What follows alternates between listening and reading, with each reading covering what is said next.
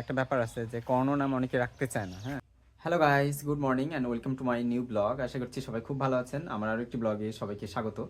তো এখন বাজে সকাল 10:30। তো বাইরে প্রচণ্ড কুয়াশা এবং ঠান্ডা। তো এখন আমাকে যেতে হবে বাজারে বাজারে যাব, কারণ খেজুরের রস নিব আর কি। এবছর আর কি খেজুরের রস খাওয়া হয়নি। তো ঠিক আছে, চলুন।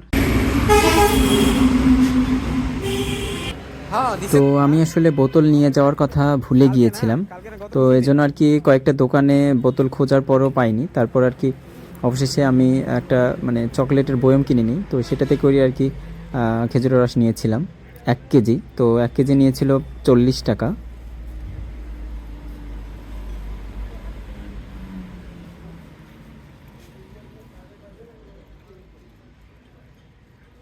তো গাইজ আমরা এখন খেজুরের রস খাবো। এই যে স্বর্ণা, হৈমন্তী, এই যে আমি বোতল পাইনি, তাই আর কি বয়মেত করে নিয়ে আসছিলাম 1 কেজি তারি। কি তারি খাইছো কখনো? খাও নাই তুমি? খেজুরের রস। হ্যাঁ, তাহলে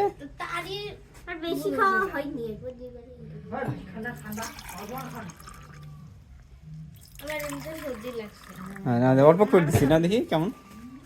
না খাও, তুমি খাও একসাথে একসাথে একসাথে। হ্যাঁ, খাও দেখি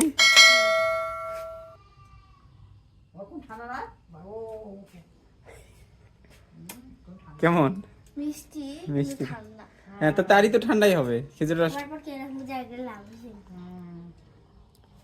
আমি একটু খাই। তোমার ভাবি তো প্রতিদিন খায়। হ্যাঁ, এগুলা দিয়ে, এই যে এগুলা দিয়ে তো কি করে বলো তো, খেজুরের গুড়। এগুলা যদি আমি জাল দিই, জাল দিতে দিতে দিতে দিতে তারপরে গুড় হয়ে যাবে। হ্যাঁ, হ্যাঁ, খেজুরের গুড়। খেজুরের পায়েসও করা যায়, জানো? এই যে এগুলা দিয়ে পায়েস রান্না করা। এই যে তার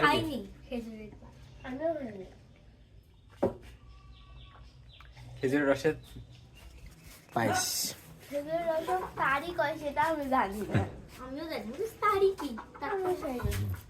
তো গাইস, আমরা এখন আমাদের এই যে বাবার ঘরটার আর কি ওয়ারিং এর কাজ করব, ওয়ারিং এর কাজ। এই যে বিদ্যুতের লাইনগুলো আর কি ঠিক করতে হবে।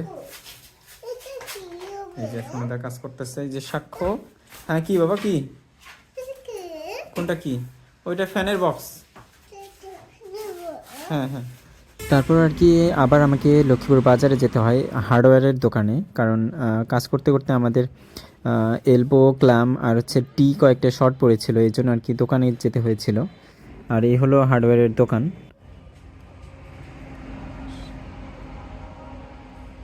সোনুদা অর্থাৎ স্বর্ণার বাবা আসলে কোনো প্রফেশনাল মিস্ত্রি না, কিন্তু ও আসলে এইসব ইলেকট্রনিক্সের আর কি সকল কাজই মোটামুটি পারবে আর কি। সব কাজই ওর জানা আছে, যেমন যে কোনো ইলেকট্রনিক্স যন্ত্র ঠিক করা থেকে শুরু করে ওয়্যারিংয়ের কাজ। হ্যাঁ, এগুলো খুব ভালো পারে। তো এই জন্য আর কি বাইরে থেকে কোনো মিস্ত্রি আমরা আনি না, বা ও সোনুদাও আর কি ওদের বাড়ির কাজ আর কি নিজেই করে। তো গাইস, হৈমন্তীর ভাইয়ের আর কি দিন গণনা করে পঞ্জিকার মধ্যে দেখা হয়েছিল যে ওর আর কি মিথুন রাশি। তো মিথুন রাশি দিয়ে আর কি ক এবং ছ এই দুটি বর্ণ দিয়ে আর কি নাম রাখতে হবে আমাদের, যেহেতু পঞ্জিকা অনুযায়ী নাম রাখতে হয়। তো ওদের বাড়ি থেকে আর কি ওর মা এবং ওর বাবা আর কি দুজনে মিলে রাখছে কর্ণ। তো আমারও আর কি নামটা শুনে খুব পছন্দ হয়েছে আর কি, কর্ণ। কিন্তু একটা ব্যাপার আছে যে কর্ণ নাম অনেকে রাখতে চায় না। হ্যাঁ, আমাদের আশেপাশে আমি খুব দেখিনি বললেই চলে আর কি। এর পিছনে একটা কারণ আছে, যে আমাদের মহাভারতে কর্ণের যে ভূমিকাটা ছিল সেটা আর কি একটু নেগেটিভ ছিল। কিন্তু কর্ণের যে মন বা কর্ণের যে হৃদয়টা, ওর ধর্মের প্রতি যে ওর টান, তারপরে ওর দানশীলতা, তারপরে ওর যে বীরত্ব, সব কিছু মিলে কিন্তু একটা পজিটিভ ক্যারেক্টার ছিল। কিন্তু আসলে মানুষ তার যে নেগেটিভ অ্যাক্টিভিটিগুলো ছিল আর কি, এগুলোর কারণেই আর কি কর্ণ নাম রাখতে চায় না। তার করুণ পরিণতি, তারপরে অধর্মের পক্ষে যোগদান করা, এইসব কারণে আর কি অনেকে কর্ণ নাম রাখতে চায় না। কিন্তু আমরা যদি কর্ণের জীবনের সব কিছু বিচার করতে চাই, তাহলে অবশ্যই সে একজন মহান বীর ছিলেন এবং দানশীল ব্যক্তি ছিলেন, ধর্মের পক্ষেই ছিলেন। ওনাকে আসলে অনেকভাবে প্ররোচিত করে অধর্মের পক্ষে নিয়ে যাওয়া হয়, আবার নিজেও নিয়তির কারণে এরকম একটা সিদ্ধান্ত নিতে বাধ্য হন। তো এই কারণে আর কি অনেকে কর্ণ নামটা রাখতে চায় না, যেমনটা আমাদের বাংলা সাহিত্যের হৈমন্তী, রবীন্দ্রনাথ ঠাকুরের যে ছোটো গল্প আছে, তো হৈমন্তী নামও অনেকে রাখতে চায় না, হৈমন্তীর মানে শেষ করুণ পরিণতিটার কারণে। তারপরে সীতা নাম, আমাদের ধর্মের যে সীতা আছেন, তো ওই সীতা নামও আর কি অনেকে রাখতে চায় না, সীতার করুণ পরিণতির কারণে। কিন্তু সীতার যে মানে চারিত্রিক বৈশিষ্ট্য ছিল, একদম সতী সাবিত্রী ছিলেন।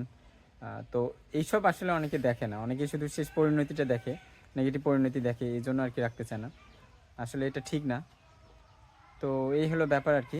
তো মূল কথা হচ্ছে মানুষের নামটা বড় কথা না, মানুষের কাজকর্মই, মানুষের আচার ব্যবহারই মানুষের নামকে আর কি চিরস্মরণীয় করে রাখে, মানুষের নামকে অনেক উঁচুতে তুলে দেয়, আবার নিচে নামিয়ে দেয়। তো নামটা আসলে ফ্যাক্ট না, মানুষের আচার ব্যবহারই আসল।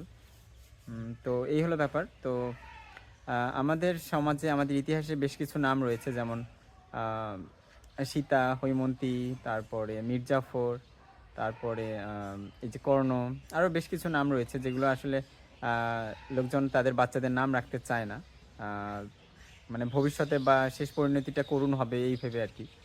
তো মানে ওই চরিত্রগুলার, মানে ওই ক্যারেক্টারগুলার যে পরিণতি হয়েছিল, ভাবে যে সন্তানের নাম যদি ওইটা রাখি তাহলে হয়তো বা এদেরও ভবিষ্যৎ বা এদেরও পরিণতি তেমনটাই হবে, এটা ভেবে আর কি ওই নামগুলো রাখতে চায় না। তো আসলে এটা ঠিক না, এটা আসলে কুসংস্কার বা মানুষের ভুল ধারণা। তো যাই হোক, আশা করছি কর্ণ নামটা আপনাদের ভালো লেগেছে। আর এই নামগুলো কি আদৌ রাখা উচিত কি উচিত না, আসলে আপনারা কমেন্ট করে জানাবেন। আসলে এটা ঠিক বা ব্যাঠিক কোনটা, আপনারা কমেন্টে জানাবেন। তো ঠিক আছে গাইজ, আজকের ব্লগটি এখানে শেষ করছি, দেখা হচ্ছে পরবর্তী ব্লগে। সেই পর্যন্ত সবাই ভালো থাকবেন, সুস্থ থাকবেন।